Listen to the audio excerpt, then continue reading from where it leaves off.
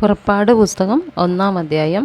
യാക്കോബിനോടുകൂടെ താന്താൻ്റെ കുടുംബസഹിതം മിസ്രൈമിൽ വന്ന ഇസ്രായേൽ മക്കളുടെ പേരുകളാവിത്: രൂബേൻ, ഷിമെയോൻ, ലേവി, യഹൂദ, ഇസ്സാഖാർ, സെബുലൂൻ, ബെന്യാമീൻ, ദാൻ, നഫ്താലി, ഗാദ്, ആശേർ. യാക്കോബിൻ്റെ കടിപ്രദേശത്തു നിന്ന് ഉത്ഭവിച്ച ദേഹികളെല്ലാം കൂടെ 70 പേരായിരുന്നു. യോസഫോ മുമ്പേ തന്നെ മിസ്രൈമിലായിരുന്നു.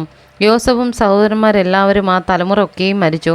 ഇസ്രായേൽ മക്കൾ സന്താന സമ്പന്നരായി അത്യന്തം വർദ്ധിച്ചു പെരുകി ബലപ്പെട്ടു. ദേശം അവരെ കൊണ്ട് നിറഞ്ഞു. അനന്തരം യോസഫിനെ അറിയാത്ത പുതിയൊരു രാജാവ് മിസ്രൈമിലുണ്ടായി.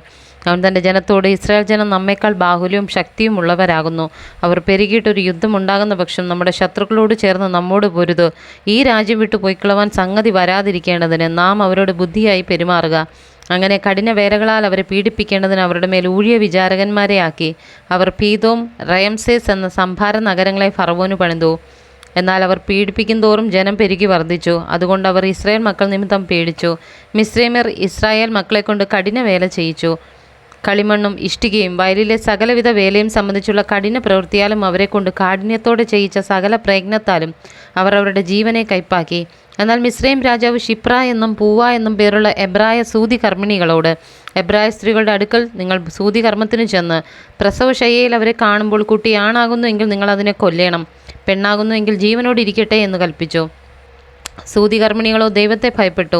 മിസ്രൈം രാജാവ് തങ്ങളോട് കൽപ്പിച്ചതുപോലെ ചെയ്യാതെ ആൺകുഞ്ഞുങ്ങളെ ജീവനോടെ രക്ഷിച്ചു. അപ്പോൾ മിസ്രൈം രാജാവ് സൂതി കർമ്മിണികളെ വരുത്തി, ഇതെന്തൊരു പ്രവൃത്തി? നിങ്ങൾ ആൺകുഞ്ഞുങ്ങളെ ജീവനോടെ രക്ഷിക്കുന്നത് എന്ത് എന്ന് ചോദിച്ചു.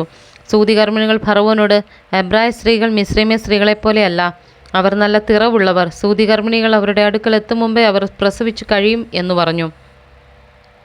അതുകൊണ്ട് ദൈവം സൂതി കർമ്മിണികൾക്ക് നന്മ ചെയ്തു. ജനം വർദ്ധിച്ചേറ്റവും ബലപ്പെട്ടു. സൂതി കർമ്മിണികൾ ദൈവത്തെ ഭയപ്പെടുകൊണ്ട് അവൻ അവർക്ക് കുടുംബവർദ്ധനം നൽകി.